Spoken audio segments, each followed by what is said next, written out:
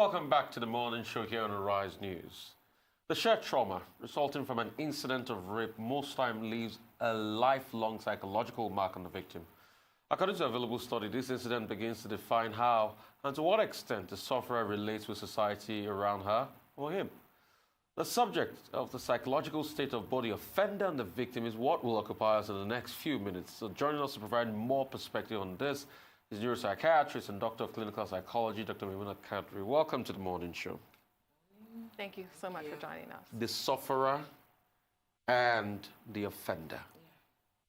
What goes on psychologically? In the mind of on the mind of the sufferer and the offender. Now, because these people have been thrust into the public limelight, they're constantly in the news every day. The thing about this is that when I read when people say how it took so long and that person is eventually coming out, let's not forget that person experienced a loss. And when you experience a loss, there's a science behind how you can come back, how you can, begin to live a normal, healthy life. If you are able to go through the stages of grief. So it's not only when somebody dies, that person might have been dead internally, but it's just physical that people are seeing. So when that person experiences a loss, there's that issue of denial and shock. So there's denial, like, look, it didn't happen, or the person goes into a shock state. And then if they're able to leave that state, they go into the anger phase. Why should it be me? Why does it have to happen to me? And all that. They get angry. Some of them, you may start seeing children throwing tantrums, or maybe they are angry with the parents or angry with one uncle or somebody in the house. If the parents are not really aware, that may be an issue. The next phase to it is bargaining. Bargaining with the fact that I don't even know what has happened to me. I'm too young to experience this. Why didn't it happen to somebody? The mind goes on and on and on, and then you go to the depression phase. It may not really go into full clinical depression, but they'll be sad before they finally come to that phase of acceptance. So we have 5 stages: denial, shock, anger, bargain, depression, and acceptance. So coming out to talk about rape at the end of the day, that this individual has no expiring date. Your acceptance may take up to 20, 30 years before you realize that, look, I need to lead a voice. I need to say this. It is damaging. I'm dying inside, and nobody really knows exactly how I feel. So people coming out now to talk, maybe one person always will be the voice of those other people to lay that template and say, look, this is what is happening to me, or this is what has happened to me, and others now identify and say, look, the Me Too movement now comes up. So, but I am seeing a trend of a bandwagon effect, and a lot of people are saying, in a bandwagon effect, there are falsehoods. Of course, always, anywhere in the world. There are falsehoods too. So how can we properly ascertain the falsehoods in it? Because now it's like everybody has a story. My pastor raped me at some point in time. Even I was reading a case yesterday. Somebody said it was this was even man to man. Now it was even like something like an homosexual act. Which happens, sodomization. So it was like sodomization. So the bandwagon effect. How do you stem the tide of this? Because I just remember when suicide started. Exactly. The first suicide incident, everybody started committing suicide. Copycat effect. Copycat effect, yeah. So truly, we are still going to say this. But what I would want everybody to understand is that a lot of us are traumatized. And what we should actually be preaching at this point in time is recovery, hope, and healing. Because some people's destiny automatically change because they are still standing on that foundation of trauma and they haven't, yet gotten help. So if people join this and truly they aren't affected and they are just, let me just say, because I have influence, I have a lot of followers, or I can also be, I want more likes and more whatever. Psychologically, those that are affected are the ones that truly we need to look out for. And we can't look out for those people. The first group of people are their friends and families. So we always say, if somebody has ever been raped or has gone through this, no matter the number of years, and is coming out and telling you, can you remember that time, this.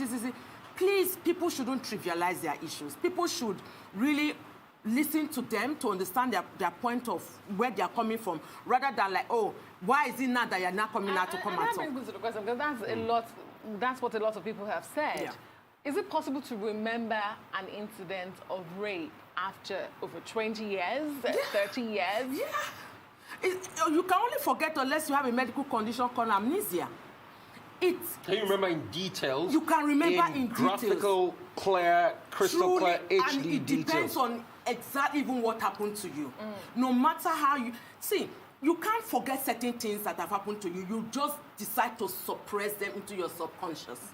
You remember, except you want to tell. So we have like 2 types of dream: latent and manifest dream. The latent dream is a real dream. The manifest is what you remember to say. When you are traumatized and you suppress it, it will take a whole lot of time for it to come out. Truly, people will know exactly what has happened to them, but some people will now want to tell you what they want to tell you. They may not tell you some things that you will say, oh, really? Or things that they may think you will not believe them. So the issue of people not saying exactly what has happened, or maybe they are making up stories, we shouldn't look at it that way. I sit down on my table as a therapist and I listen to people that are currently going through anxiety, depression, abusing different drugs, have been suicidal, or some have even completed suicide, and I listen to their story. A lot of times you hear that issue of trauma, and when you deep down, some form of rape, molestation has happened to that person as a child, and now manifesting as in psychological disorders as an adult. So earlier you responded to Rufai talking about the psychology of the victim. Let's talk about the predator, the perpetrators. What is the thinking of a person that is going to perpetrate rape, and what gives him or she the power, to control the victim? So in the mind of a rapist, right, some of them do it because it has happened to them. And their only way of finding joy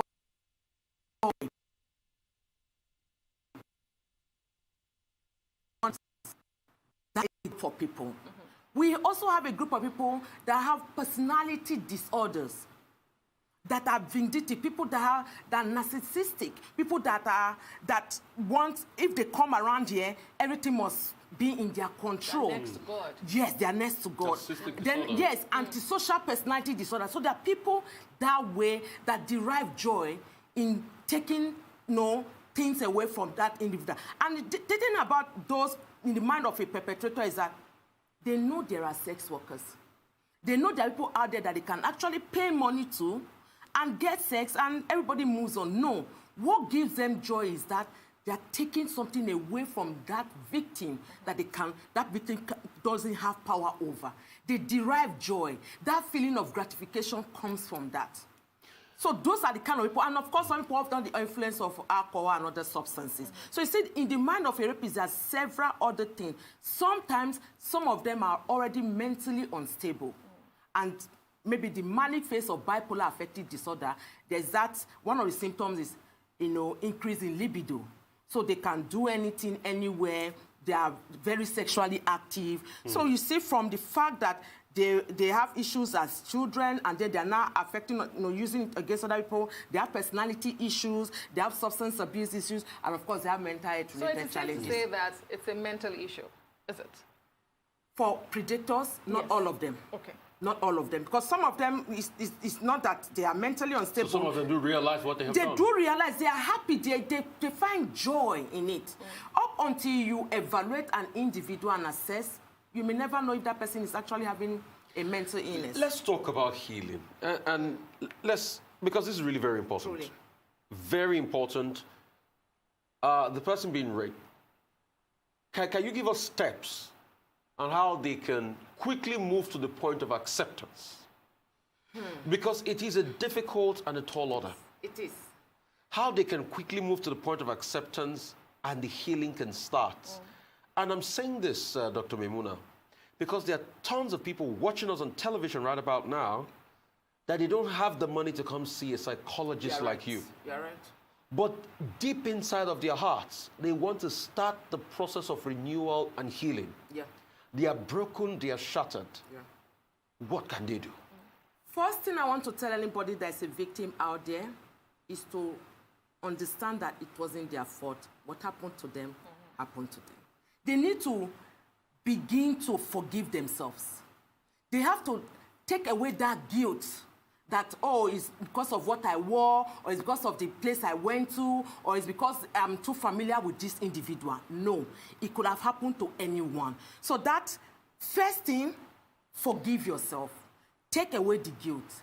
And then the next thing is for them to find that trusted family member, friend, colleague, to open up. It takes a whole lot of courage for a victim to come out to say, this is what has happened to me. And it's so sad that that support system is not really there. So find that trusted person to express yourself to and voice out and say, because your healing begins from there.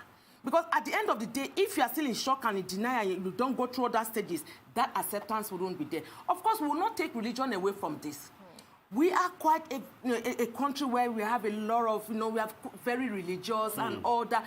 We will not take religion away from it, because at this point in time, some people may even change churches or even change mosques, because if they don't find that support from their religious group, they will. So you have to understand that these things take time. Your spiritual awareness also matters in your healing. So forgive yourself, take away the guilt, look for a trusted person to talk to, find some spiritual healing and spiritual awareness. And of course, as much as it is, some physiological changes might have started occurring in this individual. Maybe sleep disturbances, eating disturbances, mood changes. If it's beyond what a trusted family member or friend can help you deal with, then find a therapist too. They may not lead to medication, because it depends on the time you decide to speak out. If you speak out immediately, you may not go through what we can say in the next 3 to 6 months, you are experiencing post-traumatic stress disorder. But if you have already reached that point, please find a therapist. Luckily, we are beginning to see people that are welcome. Group therapy for people that have been raped. You have a walk-in free counseling session that people can come in. Like for us on a Friday, 3 to 5 p.m., we have people walk-in free counseling. Just come. Don't pay anything. Just come. Somebody will listen to you. Because it's good when you are in that space, safe space, where you aren't being judged, where you wouldn't be criticized, and nobody is being apostolic. Dr. Kadiri will come back to talk about telltale signs of rapists and even victims. We'll be right back after this break. Please stay with us. Glad to have you back here on the Morning Show on the Rise News. We still have with us in the studio, Dr. Maymunah Kadiri, who is a neuropsychiatrist and doctor of clinical psychology. Just to get a perspective, a psychological perspective to rape. Do we have telltale signs of potential rapists? When do you say the boundary has been crossed? Because from this celebrated story now that we have, you hear people say, just looking at the accused, he has that potential to just smooth talk people, he's nice. Are there telltale signs of a potential rapist? No. Truly, any child being born today, nobody is going to say, looks like a rapist. Let's beware. This child will talk. No. So when people say, oh, the way he dresses, the way he talks to girls, is very charismatic, is this? No, that is not it. What can easily make people to say, okay, this person could be, or, oh, this is why he did what he did, is you look at what we call triggers, risk factors, things in that person's background, especially like childhood experiences. Was this person raped as a child? Was this person molested as a child? Did this person come out from a dysfunctional family setting? Did this person come out from a home where there was domestic violence? Did this person come out from a home where there was divorce or death of one or both parents? Is this person, was this person a bully as a child growing up? Those are the things you can look out for. Not necessarily written on anybody's face that this person looks like a rapist. The most quiet of people have been raping. They are devilish, they are evil, they are murderers. It's not written on anybody's face that this person looks like a rapist. No, that is a myth. The truth is that there are rapists walking around everywhere, and there are people we know, they are predators, they are people in-house, fathers, brothers, cousins, uncles, teachers, drivers, cooks. We've had cases where a particular young girl, the mother's brother, the father's brother, the cook, and the driver, every day, they've had 2 abortions for her. We had to pull her out of school to get her more psychologically minded, and before we reintegrated her into school. So the truth is that there's no physical sign to show that this person looks like a potential rapist. No. So we're talking about the psychology of victims and offenders. A story is just breaking right about now. About somebody having to step down. At least from the pulpit first while he gets counseling. As the investigations go on. The pastor of Koza. I'm just seeing the story, but more confirmations will be made very soon. What will be going through the mind of somebody like this, that what he has built over the years, he has to step down from it because of allegations like this? What will go through the mind of the person? Because we fail to realize that the so-called person we tag the rapist to needs help. You are very, in fact, Rufai, you are very right. He doesn't only need help. If he's married, the spouse needs help. The children need help. People around him need help. Because if you've been in denial for so long, because this is an allegation. Yes. And it's not like, oh, yes, it has been nailed that he has done it. But of course, there are a lot of people that have come out and testified, and they're like, oh, we know him from day one. This is how he is. A whole lot is going through his mind. He has built an empire, in quotes. So what will happen to this empire? Is this, as the end come, is this going to be the end of me and my organization? He could kill himself. It could be suicidal. Exactly. So we also have to be careful. Let's go back to August 2000, where the face of NTA, Tokumbo Ajayi, do people remember that story? There was armed robbery attack in her house. She reported it, but she didn't report rape until they caught the armed robbers, and I said, we did not only rob, we also raped someone. Shortly after then, she traveled to England, and the news was that she died in her sleep. But of course, the people brought up more news, and they said, no, yes, that she died, she killed herself. So we also have to look out for it, because now we are seeing cases of suicide every now and then. This is so sensitive that we have to look at not just the victim, him involved, his family members. If truly everything that has been said, there's some level of truth in it, it doesn't only need just counseling, it needs therapy, it needs a full evaluation. Because if it's something that is a personality issue, personality disorder, they're difficult to manage, but of course we know the angle is coming from. If it's something that has to do with maybe under the influence of alcohol or all that, or even maybe from childhood, was he also molested or abused, so that he can find closure. Forgive himself, free himself from that guilt, and begin to start to heal. Can you heal totally? Can you take, for instance, the lady that came out, Busola? Is there anything like perfect healing? Is it possible for Busola or any other person that has faced rape? There's perfection in imperfection. What do I mean by that? Healing is individualized. So you may find healing at a particular, if you find closure that, oh, this victim or this person that raped me, I found justice rather, and say, yes, now I can go to bed, now I'm happy. Why some people is the support they get that will help them in that their closure and healing. So perfection and imperfection is individualized. When you say perfect healing, it has some level of going back to where you were before the infraction happened. How possible is that? Because truly, 3 or 4 years will have gone through some level of trauma at one point or the other in our lives. Are we back to that default God-made mode? That's the question we have to ask ourselves. So there's never really a perfect kind of healing, but there's perfection in imperfection. So let's talk about the acceptance of the society and the role the society plays, and how important that is to victims of rape. Are we acceptable? Just looking at this case again, and recall the first allegation, major allegation against this pastor was in 2013. It wasn't taken seriously. This, a lot of people have said, is generating clouds because of who she is. And, people, the Me Too movement, Time's Up globally, all of those is having an impact. But what is the Nigerian society like when it comes to rape? And how dangerous is it if we do not act? It's dangerous. Why am I saying it's dangerous? Because we are still at that point where we point fingers, we do not, we trivialize people's challenges, we are not accept. So that's why, that's the bottom line why people don't even come out, because when they come out, you are treated like an outcast, like dirt, like filth, like you're useless, you can never be good. They will never know that your name is Lagbaja anymore. They will say, that girl that was raped. You are nameless. So we haven't gotten to that point where we accept people and know that they are going through a lot of trauma and help them to heal. You can still say this case. How will a married woman in her 30s with 3 children come out to eventually admit after how many years and say, look, I was raped? The lives of her children are the internet never forgets. So if she comes out and she's not saying the truth, the children will definitely grow up to know that this was it. So my mom put us in all this mess. So the society needs to understand that when people come out, it's out of courage, it's out of strength.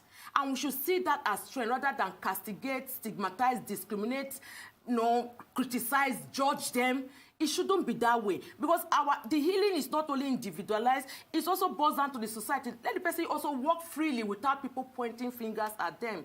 They have a whole lot of strength when they come out to speak. Rather than punishment, is there a path for reconciliation between the offender and the victim? Because I've heard of cases, where, this is in case of murder, where somebody killed another man's child, and the man says, I just want to look at the person that killed my child in the eye, and I just want to hear that he's truly sorry.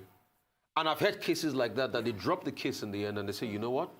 I found my healing because he accepted and we reconcile.